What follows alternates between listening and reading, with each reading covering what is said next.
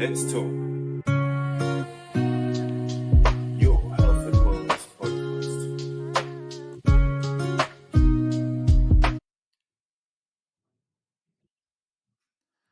Hi everyone, welcome to Let's Talk, Soul Food, where we nourish your mind, body and soul with conversations that empower and educate. Today's hot topic is making waves around the world and globe, weight loss medications and injectables like Ozempic and Mounjaro. Today we're joined by Dr. Charlene Wolberg alongside our regular panelist Mike Hughes and of course myself, Dr. Avron Urison, to help you unpack this really interesting topic. Dr. Charlene Wolberg is a highly respected medical doctor with over 2 decades of experience in the field of obesity medicine. Dr. Wolberg qualified with a medical degree from Wits University in 1992 before joining the South African Institute for Medical Research in the Department of Chemical Pathology. And it was there that her passion for obesity medicine was ignited, a journey that would see her obtained a master's degree in nutritional sciences from the University of Stellenbosch in 2013 and spent time at internationally renowned obesity clinics, including Luton Clinic in the UK and Cleveland Clinic in the USA. In 2000, Dr. Wolberg opened one of the first private practices in South Africa dedicated to treating obesity as a disease state, offered a multifaceted approach to weight management, and with numerous talks and media appearances and articles under her belt, Dr. Wolberg continues to advocate the importance of evidence-based compassionate care for those struggling with weight and metabolic health. Currently practicing at Netcare Linksfield Clinic, Charlene's with us this evening, and we're very privileged to have you with us, Charlene, to unpack the latest in weight loss medication, including Ozempic, Mounjaro, and other injectables, separating fact from fiction and helping us better understand how these treatments fit into the bigger picture of health and wellness. Wow, Charlene, that's a big intro. And as I said, very privileged to have you here and for you to share the knowledge with us this evening. So welcome onto our podcast. Thank you so much. And thank you so much for inviting me onto your podcast this evening. Great. So, and Mark, as always, so great to have you here. You and I have talked about this a lot. And we've said we need to bring an expert onto our podcast. So here we are. And hopefully, with your help, we can help unpack this topic. Yeah, this is an exciting one I've looked forward to for a long time. Great. So I think let's set the scene here. And Charlene, you can add in. I mean, as I read in your resume, I mean, this has been an area of your expertise and knowledge. But injectables have only really come in the last few years. I'm going to ask you to verify and tell us if that's true. And maybe we can just set the scene here. Why is there such popularity around weight loss medications like Ozempic? Right. Okay. So first of all, to start off with, I think just a clarification from a medical point of view. So in fact, the only registered weight loss medication in South Africa is Saxenda, liraglutide. So the use of the other medications, Ozempic semaglutide and Mounjaro tirzepatide, are off-label use, okay? They are registered actually for type 2 diabetes, but we use them off-label for weight loss. So I think that's important just to set the scene. Okay. The weight loss versions of Ozempic, which is Wegovy, and Mounjaro tirzepatide, which is called Zepbound, are unfortunately not available in South Africa yet, but we hope that they will reach our horizons. But at the moment, we're using them off-label.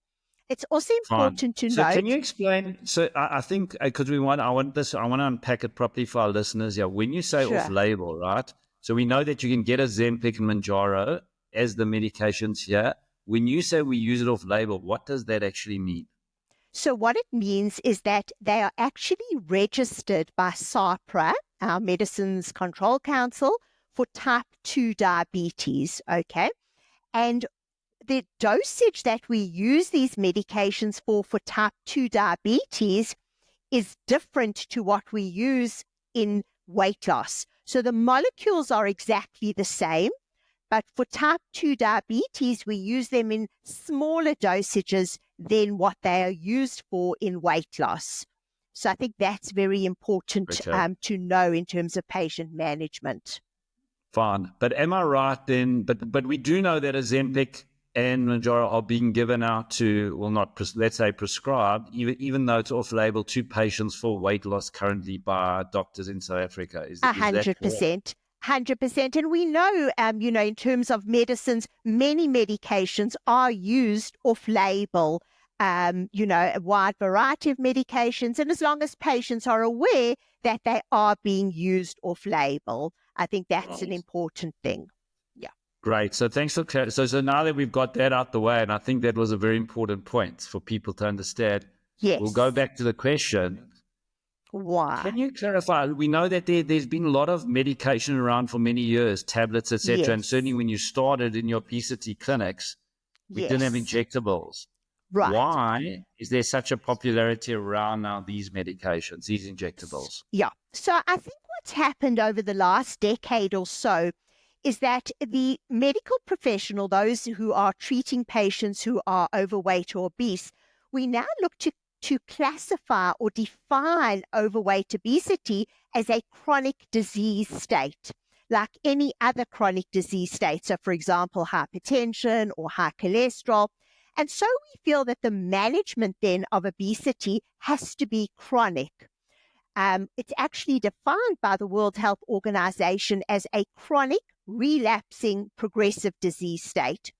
And therefore, when we manage patients now, the emphasis has to be on the chronicity of management, because like hypertension, when you're treating the patient, the disease is controlled, but if you withdraw treatment, the patient will relapse. And for the first time in our history of weight loss medications, we now have medications that are actually registered for chronic use. And I think that's very important for patients to be made aware of at the initiation of therapy. These are not quick fix medications that you can use for 6 months and lose your weight and stop and be happy. These are chronic medications that have to be used correctly and under the supervision of people who are involved, medical practitioners, etc. The reason as well is why these medications have suddenly become so popular. I think part is media, the hype around celebrities. I have many patients who come in and ask me, they're using Ozempic and they want to look like celebrities. And why aren't they looking like celebrities? So I think that's part of it. And the other part, in fact, is that these medications not only do they help in terms of diabetic control, so sugar control and weight loss, but we say now they offer whole body promise. So we see that long-term studies have shown that these medications in certain population groups offer long-term protection in terms of cardiac, so heart, in terms of reduction in heart disease, various types of heart disease, protection against stroke, reduction in stroke, protection in kidney disease, liver disease. And these drugs, in fact, are undergoing many, many studies, and they're being looked at in managing many diseases far more than what they're actually being used for at the moment. So from a medical point of view, for the first time, patients who are at risk, for example, your diabetic patients or your overweight or obese patients who are at high risk for type 2 diabetes, progression to certain of, liver disease, to cirrhosis, high risk of stroke, myocardial infarction. These medications actually offer long-term protection and decrease the risk of these conditions. So I think that from a medical point of view is why they're so popular. From more a cosmetic point of view, why they're so popular is in terms of the weight loss that you can achieve with these medications. And what we've seen is, as a group, the GLP-1s, as they've sort of progressed, we see that the weight loss you can achieve in trials is getting more and more. We started off with Saxenda, which could produce, we saw around a 9% weight loss. Then we saw with the semaglutide around a 14% weight loss. And now, amazingly, at the highest dose of Mounjaro tirzepatide, we're seeing weight losses that are approximating around 22%. And those are weight losses that approximate that of bariatric surgery. And these molecules are actually more and more being developed now. So, yeah, I think that's why they are so popular at the moment. I was going to say that. I was going to say it's great, the long-term effects, and we're going to get onto that and discuss in terms of studies and side effects. But probably to me, in terms of the way I would see the population, I'd say it's probably because of that last bit that you mentioned in terms of it's magnitudes above what are other options in terms of medications that we've had previously. Would that be correct to say? Yeah, there have never been medications that have been able to produce this kind of weight loss. But more importantly, if we're looking at using them chronically, the maintenance of weight loss. So we've never been able to offer that to patients. If you look at figures of even in the best clinics, they're very poor in terms of very low numbers of patients are actually able to sustain that weight loss long term. And it's not a fault of the diet plan or the exercise. It's just as a result of the normal physiological response of the body.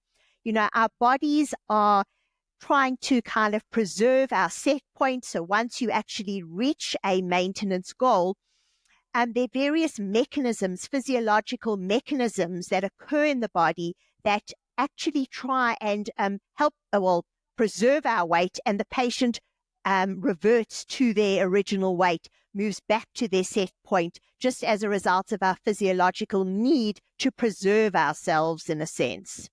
So maintenance was a huge issue, and now these medications offer a realistic chance at maintaining that set point, lower set point, I should say. Mark, while we're on setting the scene, what are the thoughts from your side? I have so many questions, Charlene. Actually, I don't even know where to begin when it comes to this. It's a huge topic. Just before we go on, and I just wanted to, because I just thought in the intro, well, are you happy that we call you Charlene and not Dr. Wolberg on this podcast? Absolutely. If you're happy, I call you Avron. That's it. Perfect. Mark, go for it. All right.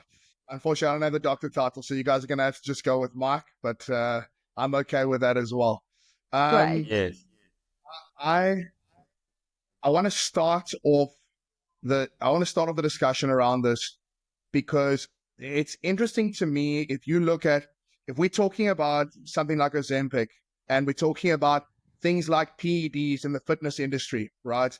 And they've been around for a long time. You know, steroid use has been around in the fitness industry for a very, very long time. And a lot of people would liken Ozempic use to the weight loss version of a guy that wants to grow muscle. This is a lady or a man that wants to lose weight. So my first question for you, Charlene, is when it comes to Ozempic, all right, what would you say, what would be the point that a casual person that is overweight, where you as a medical professional would say, this is the right time for you to look at something like Ozempic? How many avenues would you suggest in terms of safety need to be exhausted before something like Ozempic becomes the medically prescribed alternative? Or is something like Ozempic something that you would say, yeah, you know, if you're someone that wants to lose weight, this is a great thing to just start off the bat on. You know, you don't have to do other stuff. You can start on this. It's perfectly safe. And I think that question jumps into, to our knowledge, what are the safety parameters of something like Ozempic? And I use Ozempic just because it is the name that's going around social media. So I feel like it's the easiest thing to talk about. But I mean in all those different products. 100%. Okay, so first of all, I think that's a great starting question. So unfortunately, Ozempic, as any other of the previous weight loss medications, is open to abuse. Okay. And it's a huge issue which we do have. So in other words, there are many compounded versions which people are using. Many patients are getting prescriptions and using it without proper supervision. So I think at the outset, we need to say that, you know, there is a lot of abuse going on, and that is not condoned by the medical profession. We have clear guidelines in terms of when we prescribe medications. at the outset, I want to say that whenever trials are done on any of the GLP-1s, the initial starting point is lifestyle modification. So I always say that to patients under the ideal circumstances of trial settings, lifestyle modification is initiated first. And only once that lifestyle modification is in place, do we then initiate drugs. And what I mean by lifestyle modification, so classic lifestyle modification in trials is a calorie deficit of about 500 calories per day. So it's a very balanced diet. They recommend 150 minutes of kind of a mix of physical activity per week. These patients are monitored by psychologists and in terms of behavior. Sorry, Charlene, when you say 150 minutes, sorry to cut you off, I just want to clarify. No problem. Do you mean, is that your non-exercise activity thermogenesis, or is it purely your activity thermogenesis? So exercise, or is it like taking the stairs, is that part of your 150? Just as an understanding for the exercise base for the person. And Charlene, you're talking to an exercise expert here. I was just going to say, please excuse me. So my field is not exercise. So simply we know from trials, they give them 150 minutes of whatever a week. It's normally it's a mix, I think, of cardiovascular and whatever, resistance strength. I'll leave that to you. Right. Okay, fine. And then basically, candidates who qualify for weight loss medications have to have a BMI of greater than 27 with at least one comorbidity. So comorbidity would be either hypertension, hypercholesterolemia, insulin resistance, so something like that, or would be a BMI of greater than 30, so an obese patient. Just as an aside, BMI has just been phased out, so there's a new clinical definition, but we're using that for trials at the moment. So it's only patients like that who would qualify for weight loss medications. And Charlene, then, sorry, again, just to clarify while we're there, you said that BMI is being phased out. Is it being moved to something like a hip to waist ratio now? Is it similar along those lines? Because BMI is obviously going to be leading for the non-average person. And again, just around that question, do doctors have to fall within those parameters? Is there a governing body that strictly adheres a doctor to meet those parameters? Or could a doctor sit and go, well, you're not quite there, but you almost are, and I'll recommend it? Will there be repercussions for something like that? Yes. So to answer your first question in terms of BMI, so it came out in the Lancet, which is kind of our Bible journal this year. The argument has been, and I'm sure you know from a gym perspective, how useless BMI in terms of ethnicity and muscle mass, etc. So we now take into account other measurements, waist to hip ratio, waist to height ratio, and then in terms also of disease state of the individual. So it's more moving towards that. Second answer is definitely, it's a clinical decision. So for example, if I would have a patient coming into me who I can see in terms of family history and their history have a genetic predisposition to being overweight, have been overweight their entire lives, have been yo-yo dieting for the last 40 years, sitting with 10 comorbidities, but is not quite the BMI, I certainly would consider that patient for weight loss medications, and there would be no clinical, repercussions. It's ultimately the clinician's decision, and it's very much a clinical decision. And those are, as I mentioned, just trial, criteria for trials. But within a clinical setting, you have to take into account the patient's perspective. And just to mention as well now is that it's a very difficult mindset to change in medical clinicians as well as patients to understand that this is a chronic disease state like any other disease, and you don't need to wait to treat with medications. The thinking now is to be aggressive early on. I think that's a very important point, and we may have missed it when you were talking. I think the fact that being overweight or obese is now a clinical condition, it's a medical condition. It's not about just treating it because you've got high blood pressure or diabetes. It's about you the way it's now defined, Charlene, and you can confirm if I'm correct, Yes, it's a disease itself. And hence, if people say, 100%. but if I'm going to be on Ozempic, I want to be on it forever, and we can talk about that as well. Yes, Yes. because if you're on diabetic medication, you have to be on forever, and high blood pressure, you've got to be on forever. So you might have to be on your weight loss medication forever. Am I correct with that understanding? You are 100% correct. But as I said, it's very difficult to change the mindset of both clinicians and patients who are, especially clinicians who are not in this field. Obesity is held by a separate set of standards. You will go to your clinician who is not involved and they will say to you, it's energy in versus energy out. And it's not that. It's a very complex disease and it has to be understood and it has to be managed that way. Yeah. Sorry, Charlene, Okay, just so a quick question. Yeah, go for it, Mark. Sorry. I've got a million questions here, so I just want while they're fresh, I Well, just as want to ask them. As Charlene said, this could be a few hours, and we may have to do but It anyhow, go really for it, Mark. is. Yeah. Yeah. Charlene, would you say something like PCOS for women would be a suitable predisposition for something like Ozempic? So PCOS is an define when we say PCOS, we must just say for our listeners what we're referring to. Polycystic ovarian syndrome. Yeah. So first That's of all, it. just to say that polycystic ovarian syndrome is an insulin-resistant syndrome at sort of the basis. So in my clinical practice, I would say probably a third of the women I see, of the younger women, obviously, have polycystic ovarian syndrome, and they are perfect candidates for one of the GLP-1s like Ozempic. In fact, many of the fertility clinics now, I always say I think they prescribe more than me, which is a lot.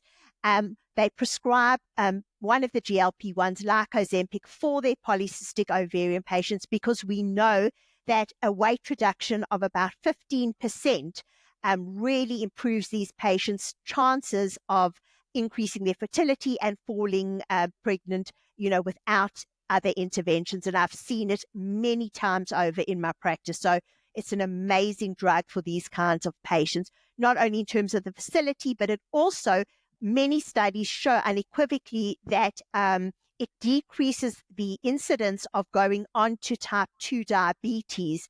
It actually decreases the incidence. A recent study came out now called the SELECT trial, and the SELECT trial showed that in these patients, it decreased the incidence by a quarter of these patients going from insulin resistance to type 2 diabetes. So that's huge numbers. Yeah. Yeah, certainly. So are we satisfied, and Mark, you can tell me satisfied, do we are we happy with who would fit into the criteria of taking these medications? And do we think our listeners to the podcast would adequately understand who actually fits into the sort of the framework who would get this type of medication? I think to a degree, yes, Aaron, but I think, Charlene, what I would like to know, and I think what would be nice for a listener to know is as an example, I think in your professional opinion, do you think something like Ozempic or whatever comes after Ozempic, because let's be honest, this is probably the starting phase of even greater medication in the next, 100%. let's say, 10 years. Do you think that just weight management is going to move to a medically controlled space in terms of health? And as a medical professional, do you celebrate being able to control weight with medication in the long term? Because again, if you look at gyms across the world and people's main goal, if you look at 80% of people are mostly in the gym because they want to lose weight and they want to feel a little bit better. And at the end of the day, being within certain parameters in your weight is healthier for you. And I think we can all agree. There's a lot of professionals on the planet that disagree with that, but I think the majority of professionals agree. And with being within your weight parameters does lead to a longevity of life. Would you as a professional celebrate the medical control of weight in the future, where it becomes the norm to just control your weight to a certain standard with better pharmaceuticals? Okay, so I think there's a few answers to that question. So first of all, I want to highlight that weight loss medication is not a substitute for lifestyle modification, and it never will be. I think people need to understand that. Okay. I learned many years ago from a professor in the field who actually became the principal scientist at Novo Nordisk, who is the drug company for Ozempic. And he said to me, it was it was about older drugs, but it actually it's actually relevant to all kinds of weight loss medications. These weight loss medications, really their aim is to enable patients to put those lifestyle changes into place. So in terms of certain patients with dietary, this eat less or mindful eating, you must understand that certain patients have certain genetic, underlying genetic conditions that they are not able to make these correct lifestyle modifications in terms of eating. So, for example, their satiety signals, their appetite controlling signals are actually not functioning as they should be. So, all their, the mitochondrial, the genetic control of their metabolism of food is not as it should be.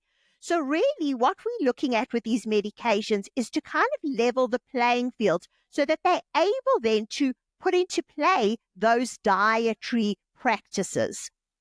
The second part of it, which is a whole discussion in and of itself, is that if you start using GLPs without exercise, you are at a huge risk of losing muscle mass and of losing bone mass. Okay. So one of them... It's a really, really interesting that you just said. That was going to be one of my questions. So if you don't mind just focusing on that bone density question, because I've seen a lot of research that's highlighting bone density loss. And I wanted to just understand, is that when you're moving away from exercise, specifically weight training exercises, is that the cause of that? If you can just dive into that a little bit. Yes, with pleasure, because it's a very important point. And it's something that is very close to heart, because when patients are abusing Ozempic and not putting those changes into place, we are seeing those consequences.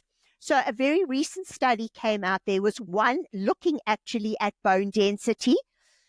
So you have, first of all, just your regular population, but then you have your high-risk population, like perimenopausal, menopausal women, and then your older population. So the different populations are obviously at different risk. But in general, if you get rapid weight loss with GLP-1, you are definitely at risk for losing bone mineral density, and you do become osteopenic and ultimately osteoporotic. The only way you can prevent that is by exercise, and as you said, at strength resistance training, together with an adequate protein intake. So then there is no substitute for that. There's no magic pill you can actually take to prevent that. So that also answers your question, would I be happy if everybody was medicalized in terms of their weight management? Well, if they needed to be in terms of chronic management like your antihypertensive, so then I would be if it would maintain their weight. But they would have to, and I insist on that with patients, you have to be exercising properly and under supervision. Same as with the drug. Like if I went into a gym now and you told me to do a resistance program with whatever, I would have no idea what to do. I would need supervision. Same with the dietary. Patients have to have a certain amount of protein in their diet. You need supervision by a registered dietitian. So that's the bone story. Same thing, and I'm sure you've seen that and aware of the muscle mass story with GLP-1s. There's a lot of mixed evidence. It's a lot of heterogeneity in terms of the figures in studies. It can vary anywhere from 40 to 60%. You can be losing muscle mass in terms of, of your total weight loss. So the reason that there's a lot of heterogeneity is because people starting muscle mass obviously plays a role, just in terms of genetics play a role in how much muscle mass they lose. So again, when you are using a GLP-1, you have to exercise to build up your muscle mass, and you have to be taking in protein. So that is absolutely essential. Yeah. And as you say, the thinking now in medicine, for the most important indicator at this point in time, they are saying in terms of longevity and well-being is actually muscle mass. Yes. And we've Yeah. spoken a lot about that on the show, but it's so great you bring that in. So, Charlene, would you say if someone came into you and said, I would like Ozempic, but I'm not going to exercise and I'm not going to go to the gym, would you be at a point when saying, well, then I'm not going to give you Ozempic? So I'm very strict about it with patients, very strict, because you know what? Ultimately, I mean, as a medical professional, what do I want? A skeleton who's completely unhealthy? No. Part of the journey of weight loss is to improve your health and well-being. That is what these drugs are designed for. They were not designed to, produce these skeletal figures that, in fact, you've worsened their overall health and well-being. These are medical drugs, and they need to be used properly and for their actual indication. Otherwise, what benefits are you actually getting long-term? You're doing more damage to these patients. Sure. And would you say in South Africa... Sorry, Mark, go ahead. Sorry, just one thing, Charlene. Would you be able to just explain the mechanism of these drugs in terms of how they work? My understanding is that they do work with an insulin-resistant part. Yes. And they also work with a satiety part. They make you feel fuller when you've eaten less, so you don't overeat. And does it suppress ghrelin, or is there another mechanism that actually... And just to explain to the listener, ghrelin is the hormones released that makes you want to eat. Yeah. Okay. So just remember is that they're two separate things. So in terms of the type 2 diabetes and in terms of the appetite. So first of all, in terms of appetite, how they work. So the glucagon-like peptides, the actual hormone itself, it's a copy of a natural hormone that we have that after you eat is released from the gut. And it goes centrally into, first of all, the hypothalamus, which is the appetite controlling center. And I was very proud of you that you said it increases satiety. It's not an appetite suppressant. It's a very subtle difference, but it increases patients' feeling of fullness, okay? So when you would eat your whole plate of food, you're now going to eat half or 3/4 of the plate of food, which needs to be a balanced plate of food. Okay, that's the one area. It's also important to know is that these GLP-1 receptors are actually scattered throughout the brain, okay? So the complexity of their mechanism of action is actually not fully understood yet. But we do know it also works in areas of the brain that control what we call the hedonic attachment to food. And that's the emotional attachment for food. So how I explain it to patients is you've eaten supper and you're full, but you go and sit down in front of the TV and you know there's a packet of Chuckles in your pantry. So you think, I'm just going to have 1 or 2 Chuckles, and you take out the packet. By the end of the evening, you've eaten the whole packet of Chuckles. So what it does there is it kind of dampens down those responses so that you are, as normal people do, have a couple of Chuckles, but you're able to stop. Those areas also, they produce very subtle changes. So when you listen very carefully, which I make notes of, patients' descriptions of how they feel on the GLP-1s, they sometimes you'll see patients describe that they no longer feel like drinking coffee, sometimes alcohol. You'll note, just as an aside, they've been looked at in terms of addiction and decreasing addictions. So sort of a change in preference of the kind of foods you eat, and that is as a result of the workings in those areas in the brain. The third thing that they do is that they delay gastric emptying. So that basically means that your food stays in your stomach for longer, so you feel fuller for longer. So then it enters your intestines slower and enters your bloodstream a little bit more slowly. So you have nice, consistent blood sugar levels, and often patients describe they feel better because they're actually having nice, consistent blood sugar levels instead of these like spikes and dips throughout the day. So that is how they work in terms of appetite control. These molecules have far-reaching effects on all other organs of the body. So we know in terms of glucose, they have effects on the pancreas. And what they do is that they affect the insulin release from the pancreas. So you have sort of a delayed release of insulin from the pancreas. Again, this helps controlling blood sugar levels. And what we have in the pancreas they're called beta cells. And those are the cells that help in the functioning and production of insulin.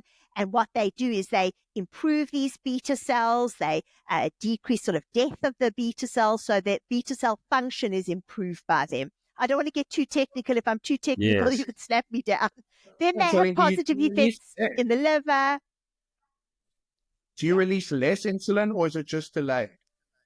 It's a delayed. So it's what happens is after you eat something, you get a good release of insulin as a result of this. So then it lowers your blood sugar level appropriately.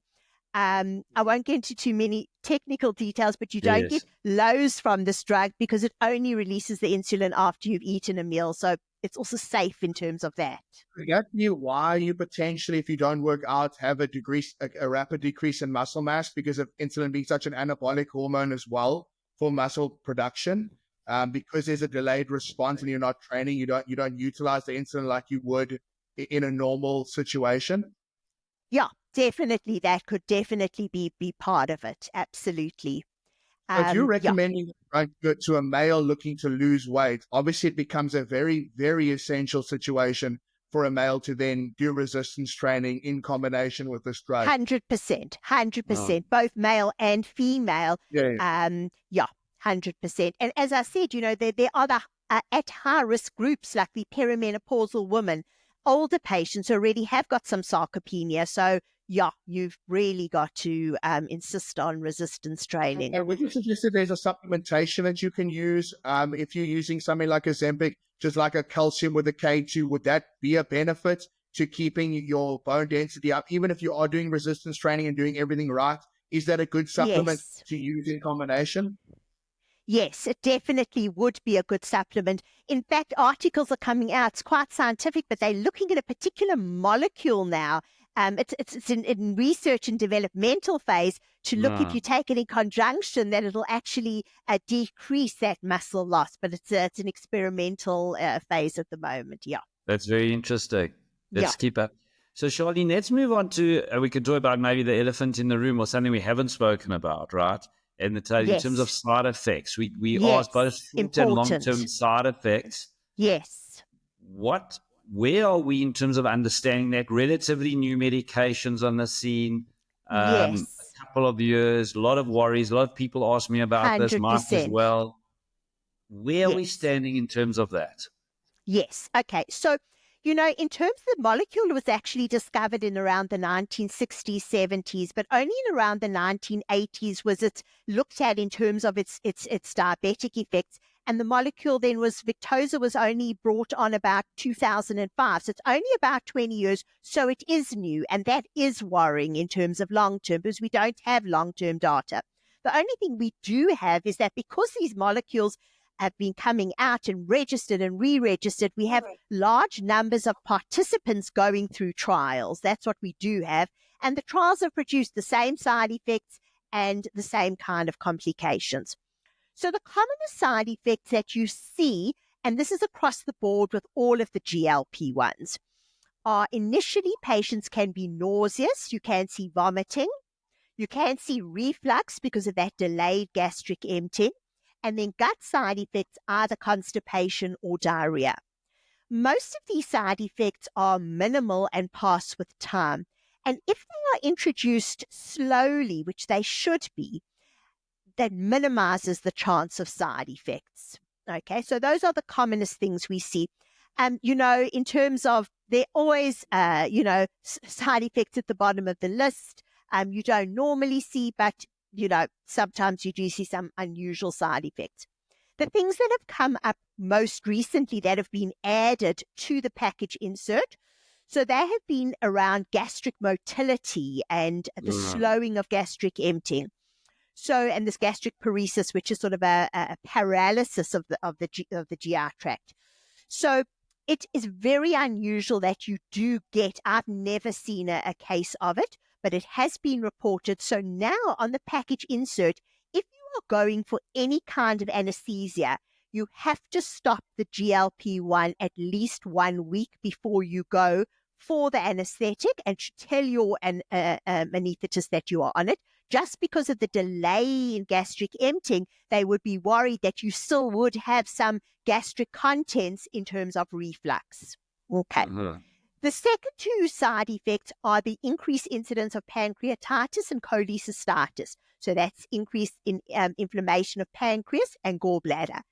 In the studies, that has been increased. It's a very small increase in incidence, but it is increased. Just to mention, weight loss per se can increase the incidence of cholecystitis, inflammation of the gallbladder by itself. It's normally minimal, but I warn patients, if you get severe abdominal pain, you have to present at a casualty. You have to tell them that you are on a GLP-1, and it normally passes, but that is correct. The last one is the thyroid cancer, which always comes up. So the story with the thyroid cancer was that there was in the studies an increase in incidence of something called medullary cell thyroid cancer. What they failed to mention is that it was in the rodent studies. It was never in the human studies. Okay. And as far as I know, we don't treat rats. So, however, we do not, there is a warning that we do not treat patients who have a family history of medullary cell thyroid cancer, obviously patients themselves.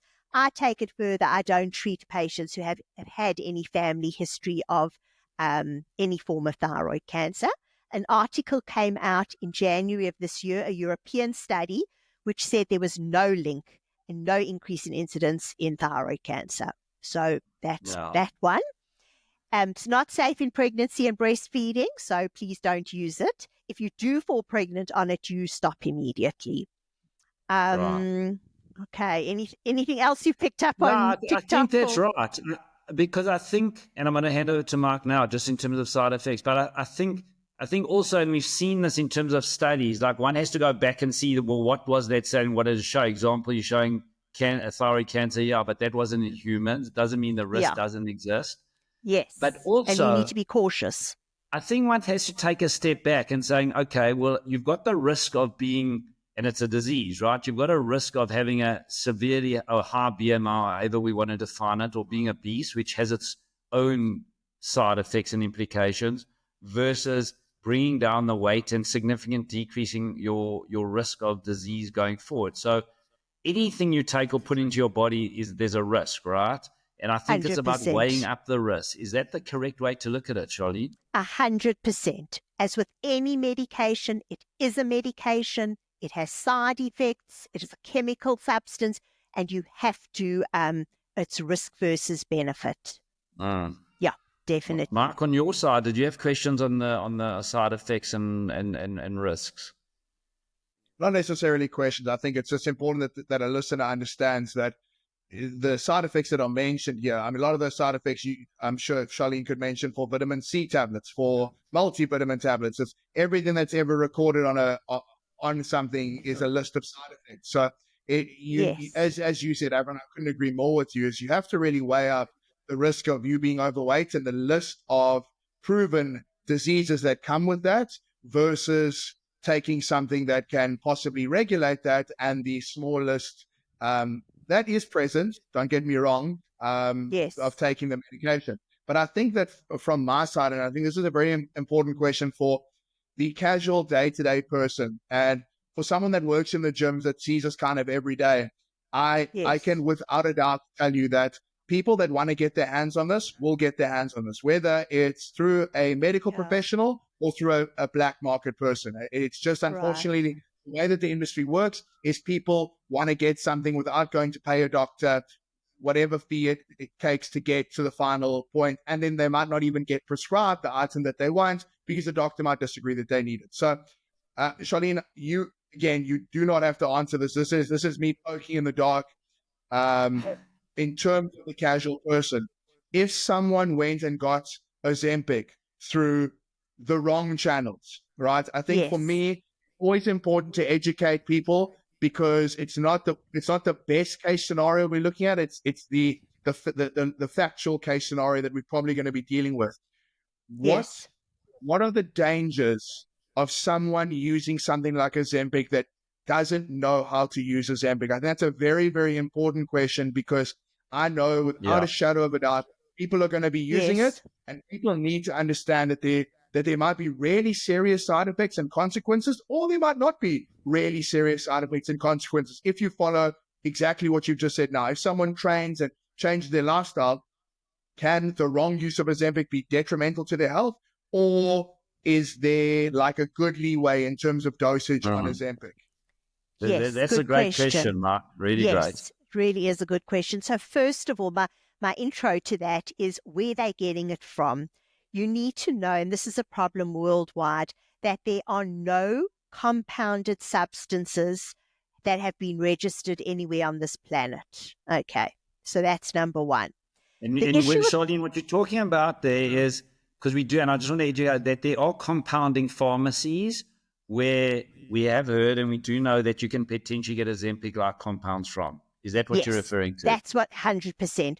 So SAPRA in South Africa has not registered, there's no registration for any of the compounds, FDA neither. And I continually get warnings from the FDA, please advise patients, I know here, so Novo Nordisk themselves have actually laboratory tested some of the compounds and they're problematic. I know at the moment there's a compound being produced that is a combination of semaglutide, so Ozempic, and tirzepatide Mounjaro, and that is contraindicated, completely contraindicated, and that will result in serious health conditions. So that's number one. You just got to be careful. I mean, I tell my patients, please, you need a prescription. You need to go to a pharmacy.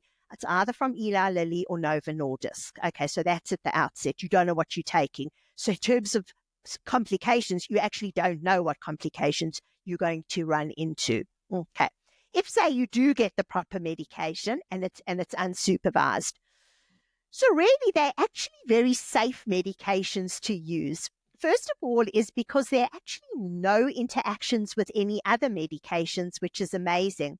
So it's a whole different talk in itself, but the use of these medications in psychiatric patients has opened a huge field in terms of helping these patients, many of which have gained weight from their psychiatric medications. So it's a whole other topic, but just to know that these medications actually do not interfere, or there's no interaction with any other medication.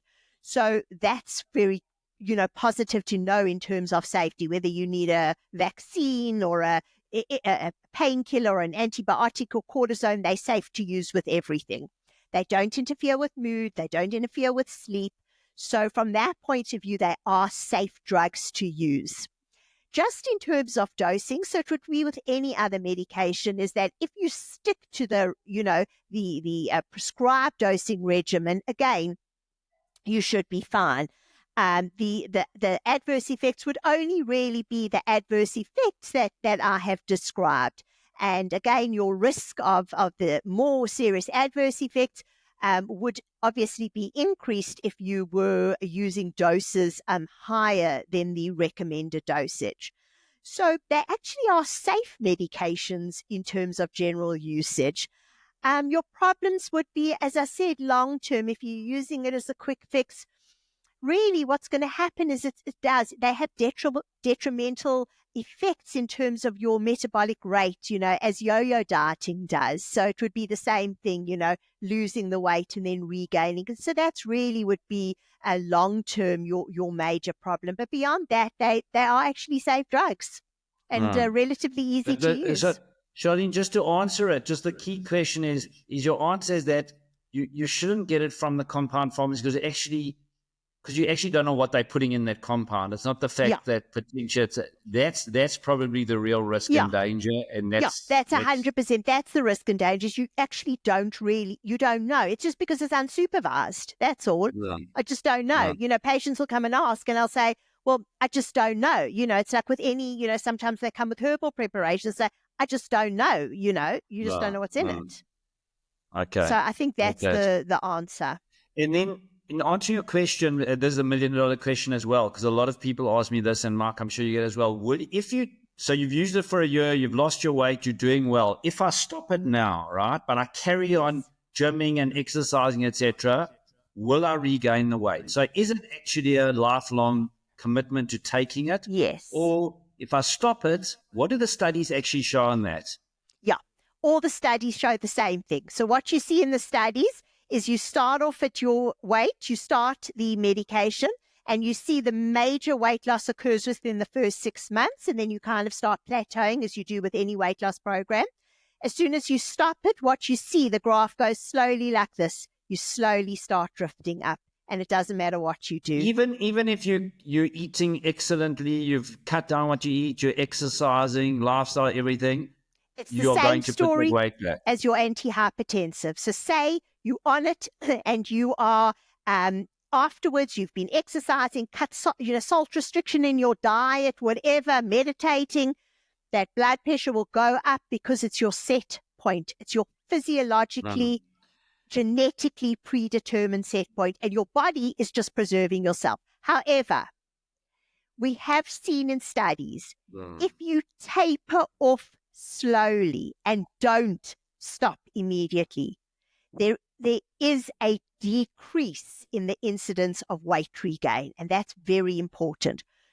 So patients who we do try give them patients a chance, because some patients actually do manage, but their chances of maintenance is much higher if you taper the drug off slowly, okay? And keep them there's a whole school of thought which now is called microdosing, which we're looking at in terms of maintenance. So it's another whole topic for a talk, but you can see that. Also, patients need to understand, and that's where gyms come in, is your best weight maintenance tool is exercise. It's your muscle mass, because that's your metabolically active tissue.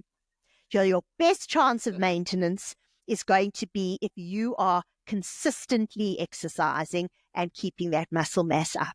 That's really, more so than dietary. In fact, during the maintenance phase, yeah. But if you start this, you're on for a long time. It's not a short fix. So no, it's not a quick fix. It's just not a quick fix. Yeah. It's a medical Mark, drug. I'm sure you've got a lot of questions on that. Your mind's buzzing around that one, but it's very interesting. It's a hard one to wrap your mind around. It's more difficult to wrap your mind around that than being on a cholesterol medication or a blood pressure medication. Yeah.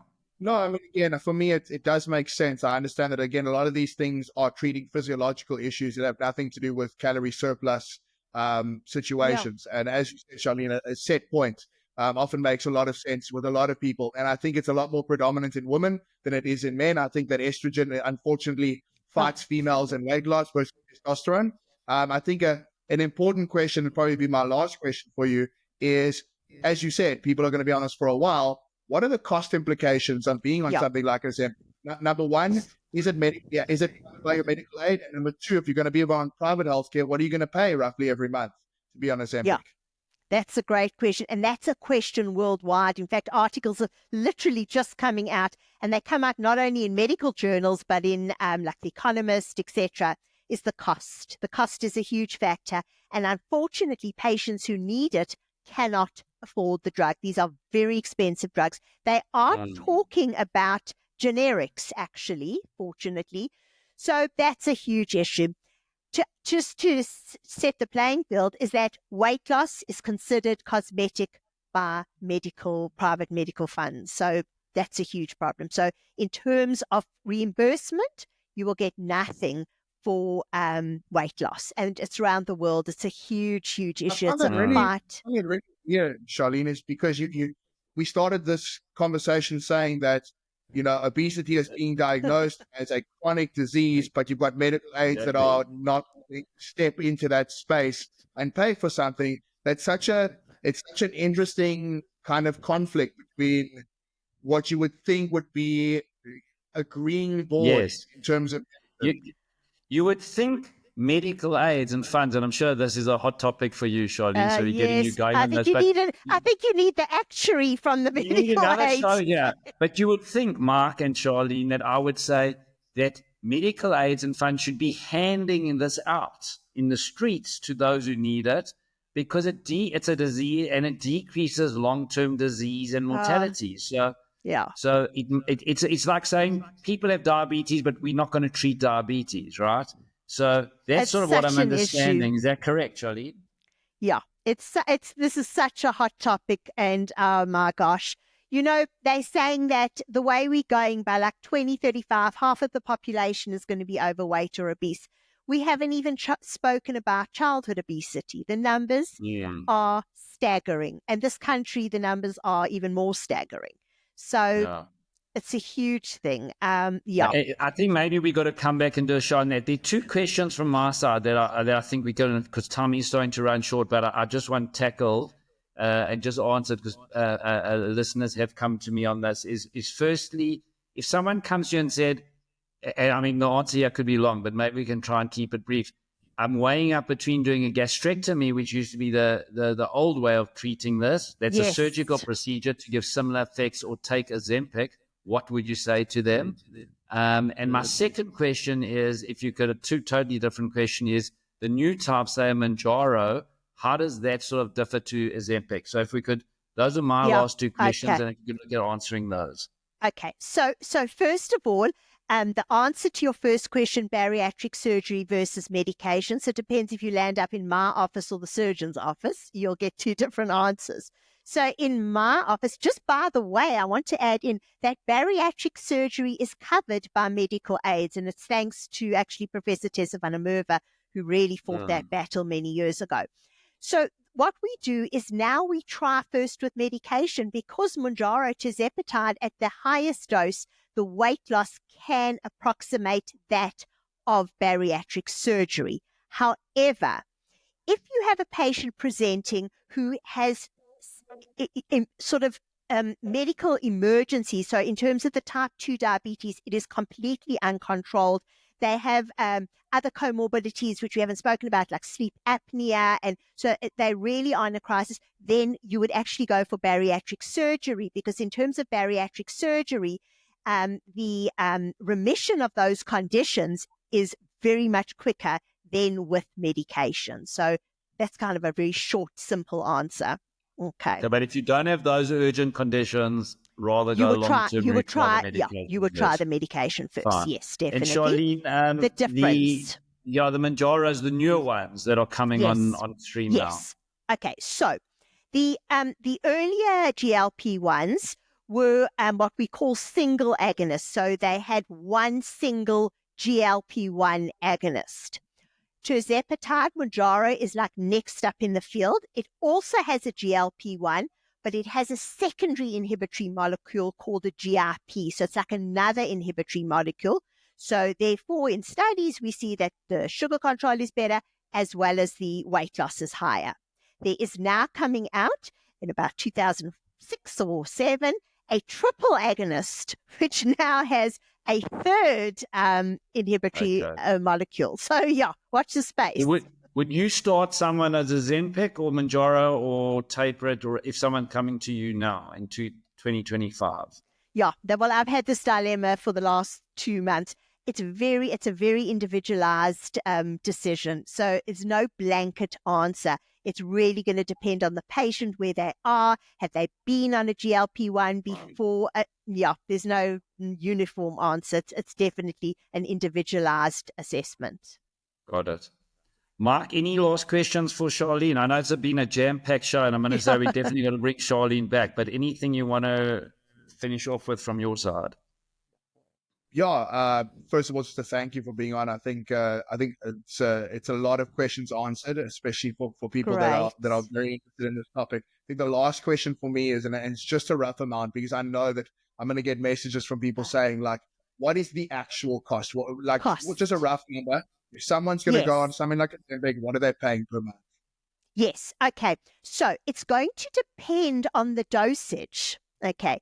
So at a regular pharmacy, so the starting dose is 0.25 milligrams. So a small pen costs roughly 1,800 Rand a month. If you're on the 0.25 milligrams, that pen will last you 2 months. And if you're on the next dose, which is 0.5, it obviously lasts you 1 month.